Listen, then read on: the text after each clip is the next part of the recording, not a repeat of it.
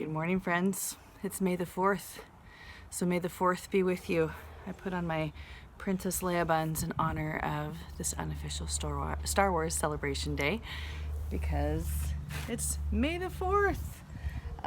It is Monday, and so Monday means that we're going to be spending some time with our poetry chapter book of Love That Dog. And I just wanted to show you what I have done with my two poems so far.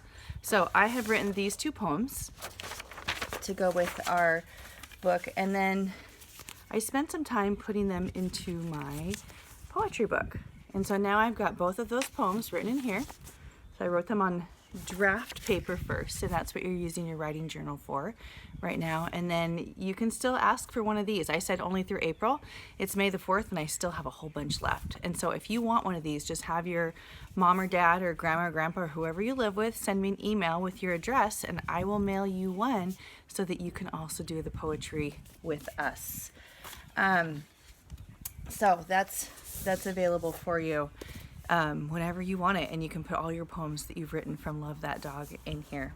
So the last time we were reading Love That Dog, we learned that Jack, the main character, has a dog, or had a dog, and we learned about how he went and got it from the pound, and how his dog was just sitting there kind of sad looking in the cage, and it wasn't until he took him home that his dog put his head against his chest and wrapped his paws around his arm as if he were saying, "Thank you, thank you, thank you, thank you, thank you." And I wrote a poem about my dog Martha, and I changed it just a little bit. I changed the title of it. Instead of calling it Getting Martha, I decided to call it Let's Just Go Look, because that's what we said we were going to do when we actually went and got a dog. And mine said, the newspaper said 15 golden mixed puppies, $50. Let's just go look. 15 black and yellow, squirming and yelping in a pile. Sunflower with root beer eyes tugging at the green beans. She wrapped her warm body around my neck in the car on the way home. Let's call her Martha. And so that was the poem that I wrote that was similar to what Jack had written. And today, we have a really cool poem. It's called Concrete Poems that we're going to explore today. And those are really fun poems to write. Let me tell you, you're going to love it. All right, so that was what happened last time, and so now we're at February 7th. Yes, it looks good on yellow paper, but you forgot, again, to leave more space between the lines, like I did when I wrote it. That's okay, though. February 15th. I like that poem we read today about street music in the city. So you know what this means. I'm going to go read that poem, and then we'll come back and read what Jack responded about it. This is one of my favorite poets. His name is Arnold Adolph. And he wrote his poem to look like this.